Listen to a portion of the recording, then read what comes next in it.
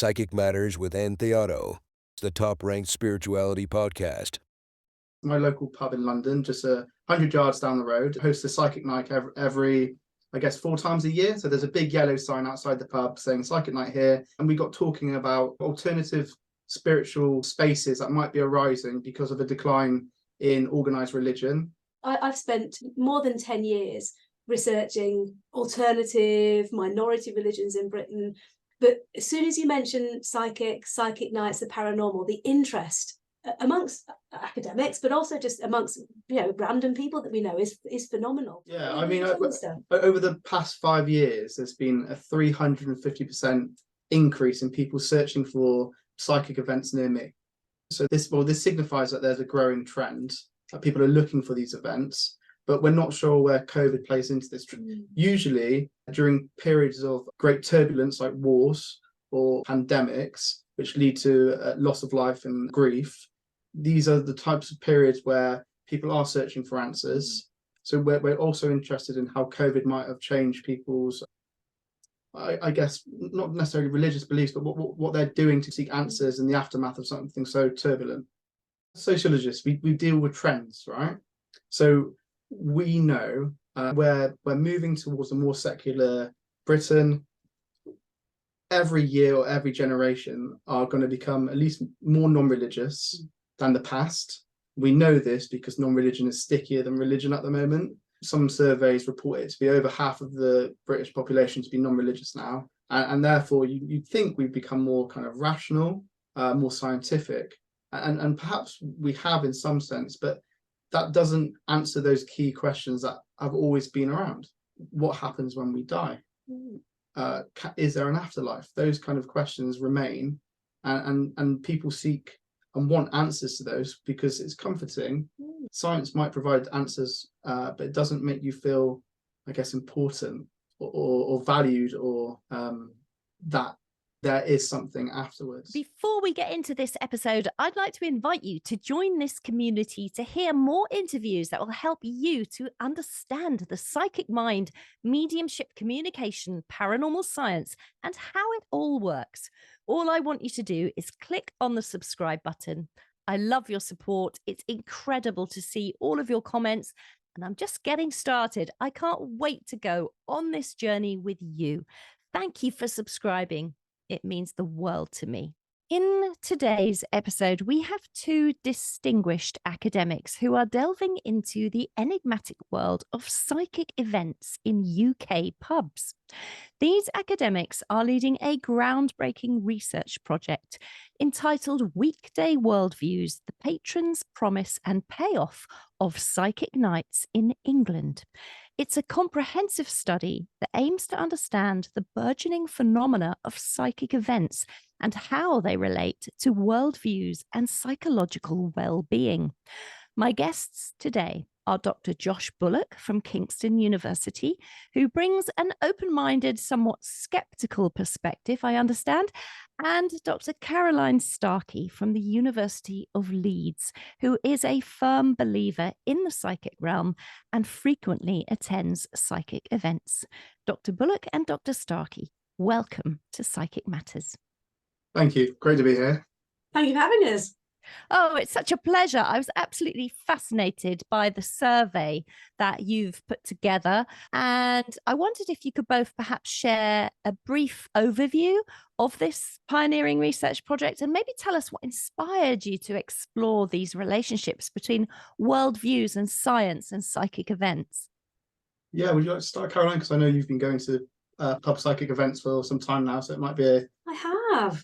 I'm in my 40s now, but the first time I went to see a psychic, my mum took me when I was about 19 years old, and I was absolutely fascinated.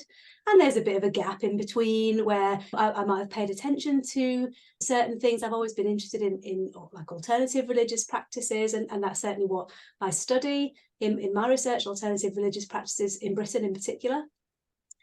And one day some mates of mine invited me to a psychic night in a pub really local to me. And I went along for a bit of a laugh, really. it was a chance to spend a bit of time with my friends. I have 2 children, not that much social time. So I was like, oh, this is great. This sounds really interesting. It's local to me. Let's go along for a bit of a laugh. And when I got there, it was fascinating because it was fun to be with my friends, don't get me wrong, but it wasn't a laugh. It was really meaningful and moving and really a powerful occasion for people to come to what I saw as a collectively share grief, collectively share what it is that they felt about being alive and what they felt about, themselves. It was really, really powerful, very moving, lots of emotions. The psychic that I saw was very skilled in kind of managing those emotions and managing the group. And I came out of that and thought, this is incredible. I did some research following that, thinking, well, surely people have started to study this. And actually there was very little. And yet you can put into Google or Facebook or whatever, and you can find a pub psychic night all across the country on most nights of the week. And I was just really flabbergasted that this has grown, and particularly since COVID. And really, really fascinated with what was happening, what it meant. And in the research that I'd seen, which is quite limited, they hadn't really focused on pubs in particular, maybe a bit about hotels, a bit about personal psychic readings or spiritualist churches, but very little about this kind of more democratized version of psychic practices. So that's what led to the project. So Josh and I knew each other before, and the principal investigator of the project is Adam Powell from the University of Durham, and we were looking for an opportunity to work together on kind of contemporary spiritual practices, and therefore we birthed the project. Amazing, absolutely amazing. And Josh, do you want to add to that? Yeah. So I come from a slightly different perspective. I have attended pub psychic events, but not for a very long time. I went as a kind of teenager. But what I was doing around 5 years ago was traveling around Europe and speaking to young non-religious people about where they find a sense of connection.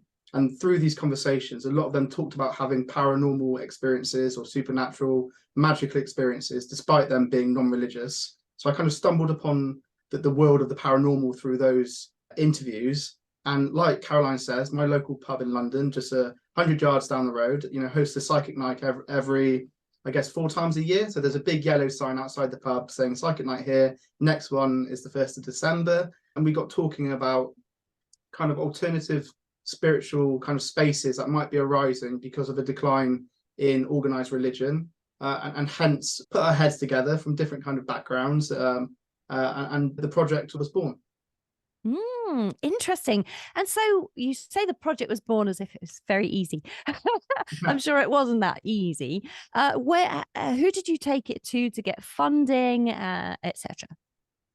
So we actually were very lucky and very supported. We actually didn't get funding the first time we applied. So the funders of the project now are the Templeton Religions Trust via the International Research Network for Science and Belief in Society, which is based at the University of Birmingham. And we didn't actually get funding the first time around, but they provided us with tons of support and feedback, and we adjusted the project and then were really successful in funding. And actually we didn't apply anywhere else.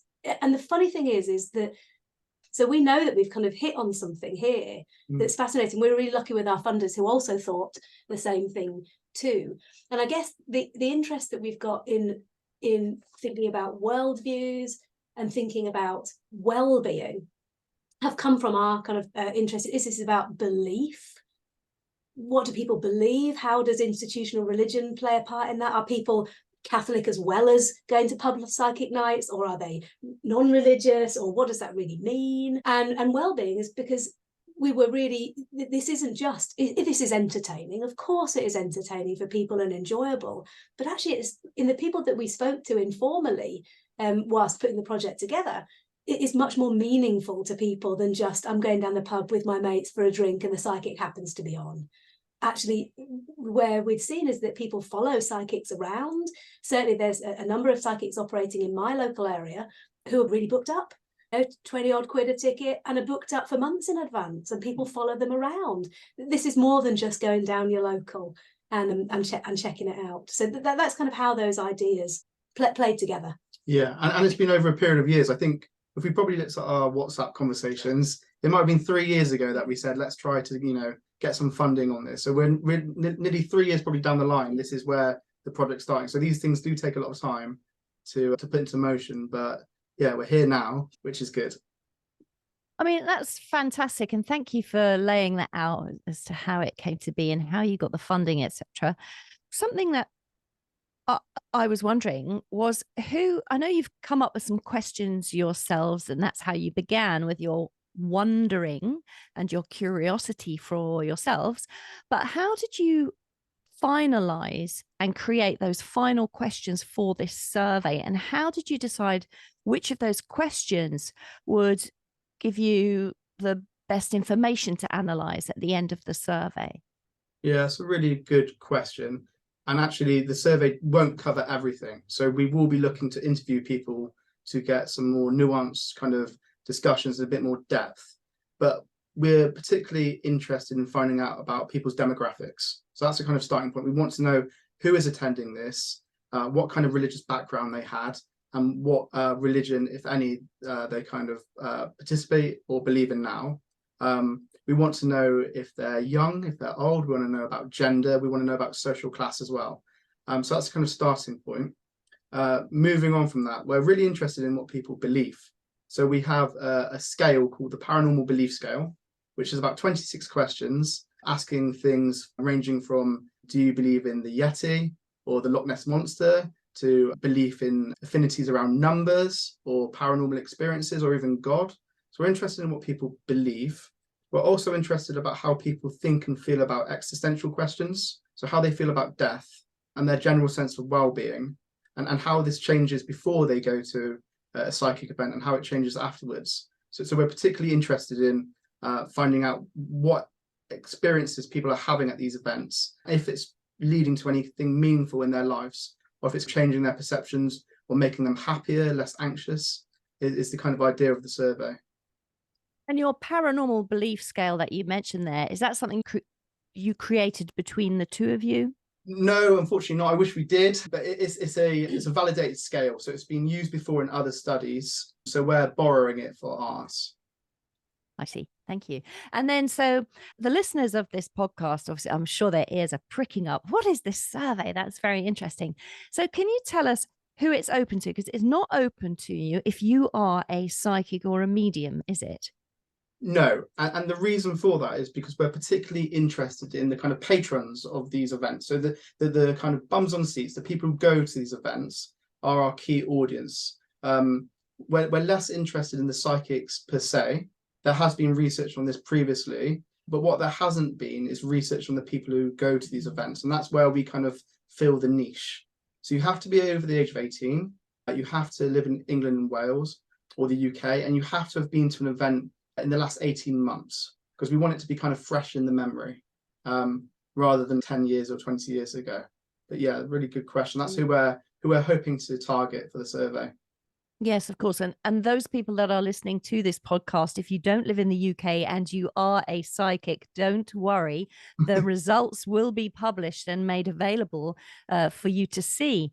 When will the results be out, and how will people be able to read your discoveries and your analysis? Yeah, gosh, that's a good question. Well, we have a website called weekdayworldviews.com, and we hope to publish some findings as we go along. But as with academic research, it can take a long time for it actually to reach print. So we're aiming to finish the kind of research in the summer of 2024, but it might be even the summer of 2025 when things start trickling out. It can be a long time for things like peer review, for editing, but we will be publishing findings when we have them on our website. So it's a good place to keep an eye on. Thank you. That's great. And that's really good to know and to hear.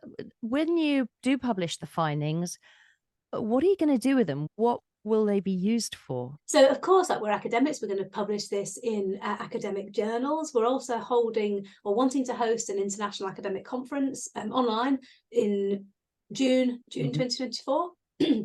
And also to give a variety of conference papers. And for us, this is a relatively small project. And I know that all of us are very keen on taking this forward to other projects and continuing this kind of trajectory of research into very localized experiences. of people trying to access the psychic realms and the spirit realms. So for us, this is something that we're hoping will run and run, because we've got a relatively small, coherent project with some very specific questions. But we both know that this is going to lead us down certain paths for future research. We're both very keen on it.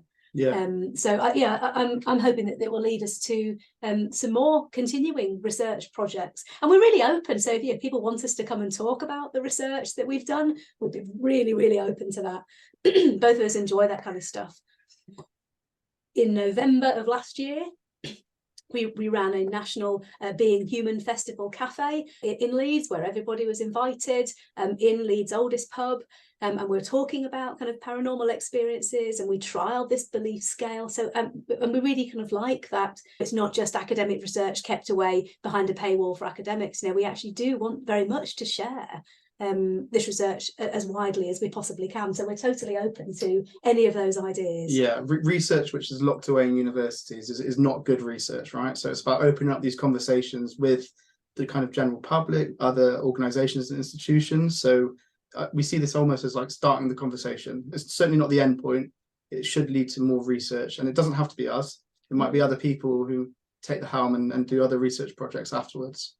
Yeah, I think that's lovely. I love the fact that it's living research and that it will continue, and it will inspire, and it may go in any direction after you complete your first stage of it. Yeah, fascinating. We've been really blown away with the level of interest we've had from people. And I laugh jokingly, I've spent 10 years researching Buddhism in Britain and had some interest, but not a right lot. And this, everybody who's kind of finding out about the project is kind of stopping us, saying, "Oh wow, I heard your project." Even people who really haven't paid any attention to research we've done in the past. I've been really, I know a psychic, or my sister-in-law reads tarot, or this is absolutely fascinating. I thought I was really rational, but I think I might believe in ghosts. And we're having all these conversations with academics and people who are fascinated, people who work across the university. We've definitely had more attention for this project than probably anything we've done in the past, which goes to show how important it is, or how relevant it is to people. Yeah, really relevant and really vitally important. I'm just thrilled that you're doing this research. It's fabulous. And Josh, you spoke there about the research being made available on a sort of rolling basis, or being made available as it comes in, sort of thing. And I wondered if you can share any preliminary insights or interesting observations you've made so far. Well, we don't have much yet. The survey is still kind of live, and we haven't had a chance to analyze the data just yet. Caroline has been going to some events already and might be able to share some findings, or particularly to do with maybe class and gender observations. Yeah, absolutely. I've been having some really interesting conversations with people who I know, other people as well, who are going to these events, about whether or not this is a kind of working class type experience of spirituality. And I'm not 100% convinced that it is. I'd want to spend a bit more time unpicking what we mean by working class. And I thought initially, when we started off this project, that this was also a particularly northern phenomenon. I live just outside Leeds, and it seems to happen a lot outside Leeds. I haven't always lived in Leeds, and it's not so common where I originally come from, which is in Cambridgeshire. I didn't see it very often in pubs, but you've noticed it in London. Yeah. It is all over the place.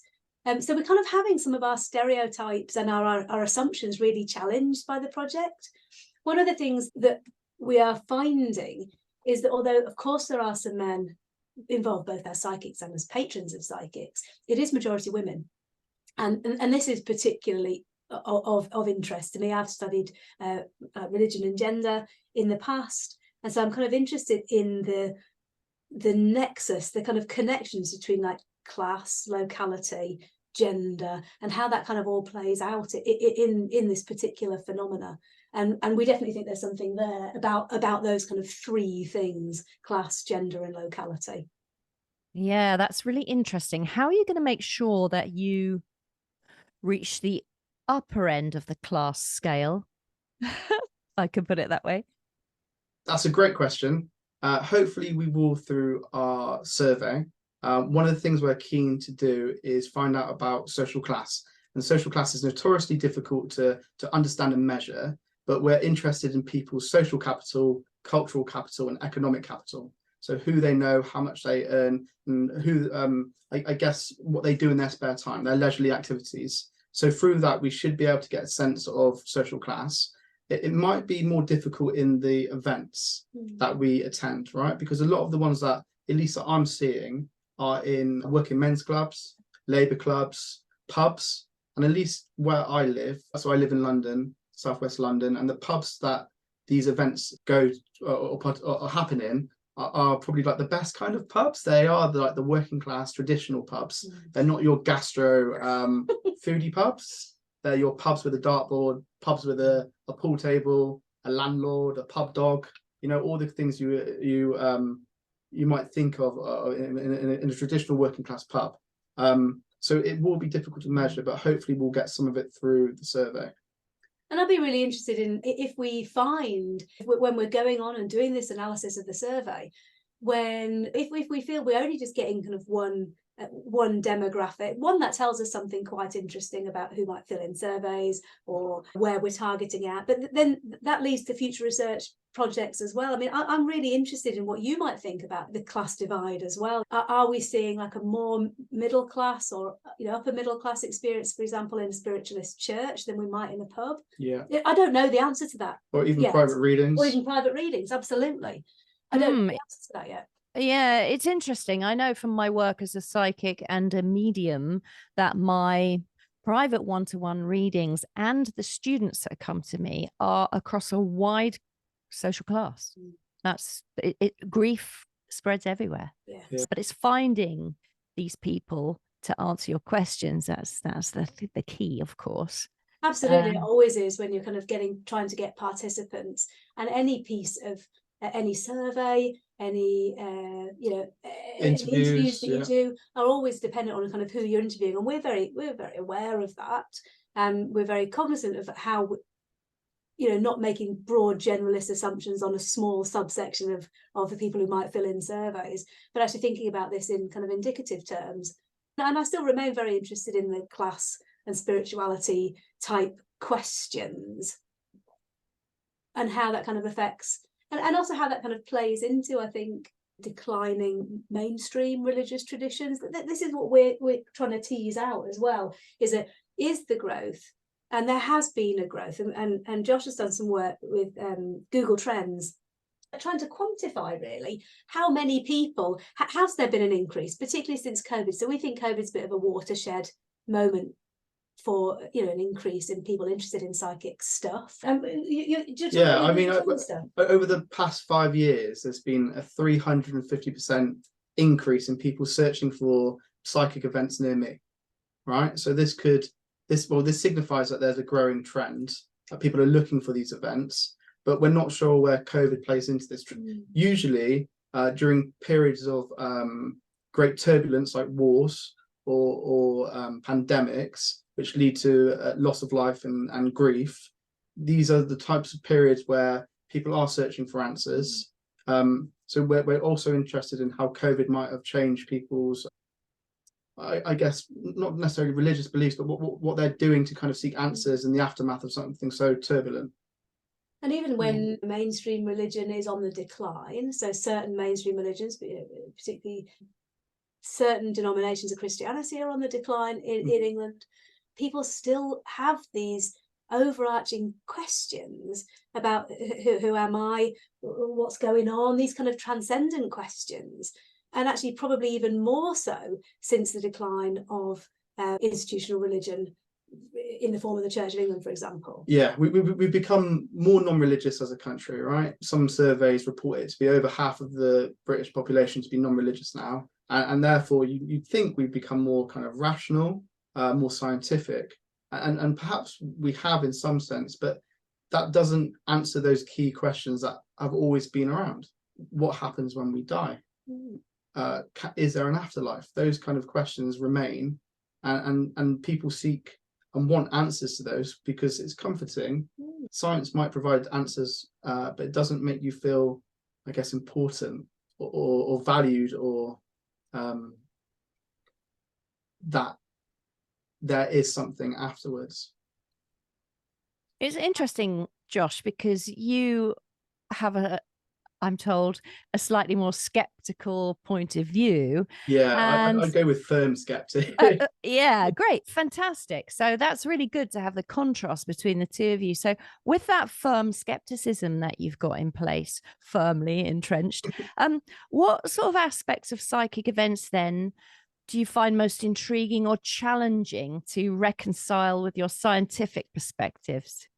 Well, I think one thing we're not looking to find out is whether, you know, the psychics are giving true messages or psychic ability. That's not something that we're interested in this project. What we are interested in is how people receive these messages and what it means to their life, right? Because these messages, or just in attendance of these events, will have very real kind of repercussions for that person.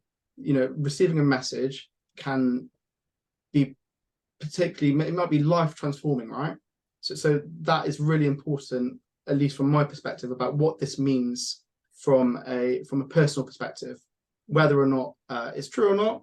People believe it, and therefore it has real life meaning. So we're kind of saying that you don't need, as academics, we don't need to believe in it in order to recognise its value. Mm-hmm.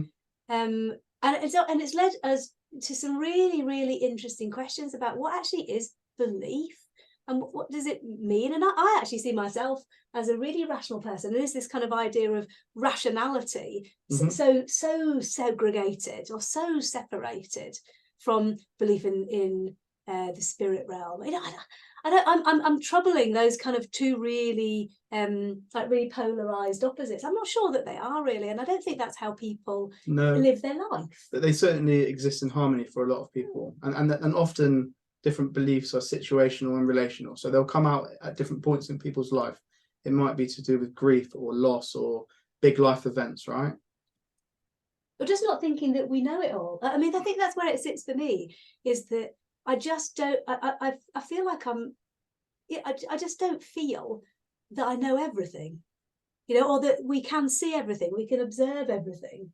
And yet I think of myself as a social scientist, as someone who, I've certainly not turned my back on science, not in the slightest, but I equally don't, I guess I feel like I'm not so arrogant to think that I know everything about what's going on in the world. You know, it's complicated, isn't it? And these kinds of ideas of belief or worldview, they're really complicated in individuals.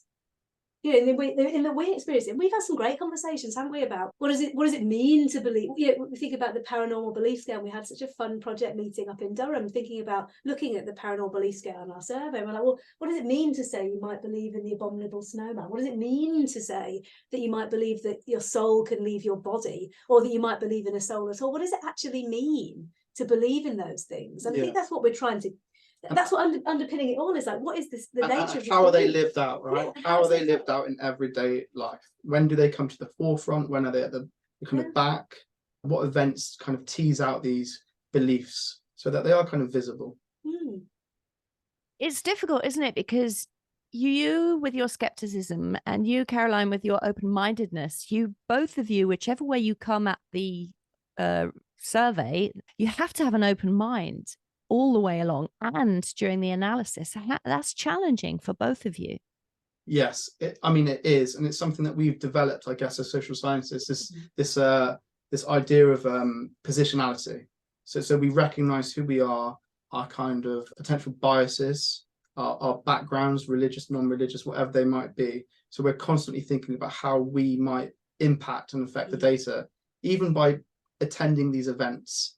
You know, we might be changing the way that a psychic might operate or how people might see us. So we're all the way through. We're very mindful of us as researchers and how we might impact the data or the events, right? Yeah, we're really concerned with the ethics of it all. So in no time have we gone to see a psychic without telling them who we are and why we're there. That's really, really important to us, and that's seeking permission. You know, even though these are public events, speaking to the publican, speaking to the absolutely, and seeking permission for us being there. And I know certainly when I have had conversations with psychics over email, when I'm saying I'd like to come to observe an event, it's like providing all the information in the project, exactly what it is that we're going to be doing. And that's really, really important for us to operate ethically. Because the last thing, and this is one of the tensions, I think, if you think an academic is going to be assumed to be not believing in this kind of stuff, and they assume to be kind of doing a bit of a hatchet job. That's not what we're trying to do. What we really are trying to do is operate as ethically as we possibly can, be as open. And even though you are skeptical about certain things, Josh, you're really open-minded. You have been. All the research that you've done in the past has been you've not allowed your own belief to kind of influence. Of course, yeah. I mean, people. You follow the data, is what I always say. You try not to go with preconceived ideas. The research projects I was doing on looking at people's sense of connection, I had no idea I was going to end up in the world of the kind of paranormal doing that, right? But I followed the data, and that's where it led. So I am open-minded, certainly in that sense.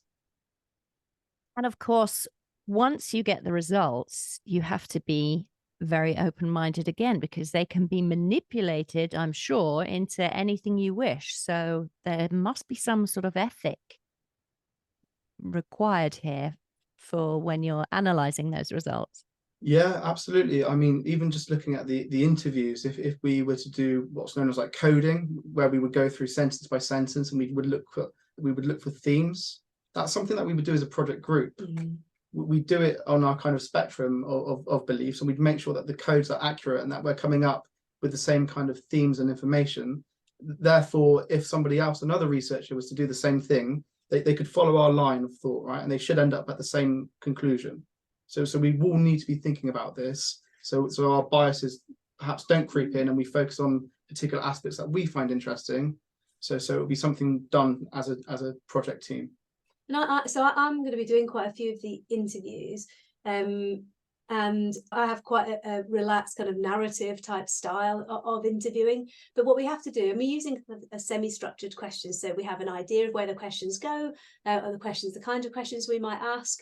But we're not so rigid to ask things in exactly the same order across all the interviews, because we want this to be a conversation, to tease out some things in addition to the survey. That actually is more human in a way. Now, answering a survey isn't particularly human, is it? But having an interview, having a conversation is human. And interviews are the funnest part, but equally we will work, as Josh says, we're going to work as a project team. We also have a PhD student who's called Bethan Oak, and she's working with us on the project as well. And so we're all going to be working together to do this analysis. So it's not just one person's view that's going to shine through, and that's the benefit of working collaboratively. Yeah. Yeah, that's really great. That's really interesting. So I know the project's received ethical approval from Durham, Leeds, and Kingston universities, but what is ethical approval? What does that actually mean? I guess it's to do with the principle of really making sure that your participants who are involved in the study are being treated fairly and they're respected. And not harmed. Those are the three kind of key principles, that the research should do no harm. And at least in our research, we're very open and telling people what we're doing. So there's nothing covert about it. There's not like a rug being pulled at the end. This is what we're really interested in. We're being very open. And therefore, when we submit ethics through a university together, we're making sure that we've thought about, and ethics is something that is an evolving process, right? It doesn't just finish when we've submitted. It's something that we're going to consider throughout all of the events when we're there. It's very fluid. But essentially, we're making sure that we respect our participants and our research isn't causing any harm. And it's quite practical in some ways as well. So it also makes sure that we're following laws. So we're following particularly data protection laws. GDPR. Absolutely. So we're making sure that our participants' identities are protected, or the participants are aware exactly how they're going to be represented. And these things are really, really important, because I think one of the most important things as researchers is that we don't want to spoil people for being involved in future research. If you have a bad experience being interviewed or in research, then that spoils you for getting involved in future research. And we both, all four of us in the project, firmly believe that research into this area and the wider area of religion and spirituality in contemporary society is vital and needs to be ongoing. And so we don't want anybody to come out of our project feeling badly treated, or they didn't know what was happening to their information, because they are sharing with us really important fundamental things about how they view the world. These stories are not just academic stories that are just going to be collected up, but they're really foundational to people. I mean, I've conducted 100+ interviews across all of Europe, and often it's the case that people tell you things that they've not told anybody else. Yes. Right. So you're dealing with very sensitive personal information. Sometimes it can be therapeutic, sometimes it can be painful, sometimes you leave interviews feeling quite emotional, right? So ethics covers all of that and above, right? We need to really make sure that we're looking after our participants and making sure that they're able and want to participate in future research. And we can represent their voices fairly. Yeah. Not just not our assumptions. We have had lots of very interesting conversations about our own backgrounds and our own assumptions as a project team, but we want to make sure we're representing our participants' views fairly, even if we might personally disagree with them or have a different experience. And I think that's at the heart of really good qualitative research. Absolutely. Yeah, fantastic answer. Thank you for sharing that. And so the exciting thing then, of course, is when it's complete and you've done your analysis and it's out there in the world, what do you think are the potential implications of your findings for broader understanding of spirituality or belief systems in society? For me, I'm really hopeful that, and this is part of a longer trend in the study of religion, in this kind of idea of religion that's lived, or lived religion. It's not just religion within kind of organized and official institutions. It's kind of understanding religion and spirituality in a contemporary way that's kind of outside that. Or religion is always lived by people in an organization or not. But what we hope is that this research will revitalize both an interest in these kinds of spiritual, religious, psychic, whatever you want to call it. I think what we might want to do is come up with some better terms and phrases about what we're calling it, and that's what hopefully will be useful, is that being clear about the terms and phrases that we're using. But hopefully it might revitalize interest in that. There has been some research, and particularly from psychology. There's quite a lot of research from psychology into psychics, particularly around psychics. But we hope it will revitalize and shine more light on and give more attention to these kinds of grassroots types of spirituality that are growing up in places that you might not expect. I've definitely had raised eyebrows. You're going to research in a pub? Are you really? Are you? Oh, lucky you. And think, well, yeah, okay, I'm quite pleased with my job. My job is quite good, but it's more than that. We know that it's more meaningful than that. It happens to operate in a pub, but just because it's a secular setting or whatever, like a pub, doesn't mean that these kinds of spiritualities can't take place in there, because human beings are complicated. They move through different social locations and they shape different social locations, and those social locations shape them. So we're kind of hoping that will be looking at these, following on in a much longer trajectory of looking at religion and spirituality in slightly more unusual places. Yeah, I mean, for me as a sociologist of religion and non-religion, a lot of we just get numbers. So we just find out 53% of the population are now non-religious, right? But studies like this, and hopefully other studies, and ones which look at like kind of lived religion and non-religion, really get to the heart of what those people believe and what they practice and how they belong, how they find connection. So I think these big studies are very important, but at least for this, we're kind of grassroots. We really want to find out what's going on the ground and potentially build back up afterwards, or at least start these the fire of these kind of conversations about what's going on. And I like the locality aspect. I mean, we both do, don't we? We like the kind of locality aspect, what's kind of happening on the ground in like a small part of Huddersfield or whatever, and because your location, the geographic, social, political, economic, whatever location, influences the different ways you might experience psychic phenomena, spirituality, or whatever. And we're quite into the kind of mundane, immediate social location stuff. We live in a very globalized world. We recognize that, but that doesn't mean that we're all the same. And actually, we really like this kind of seeing what's happening in these small parts of England and Wales and wherever. How does that kind of shape how does going to a particular working men's club in, Yeah. a part of Batley or whatever?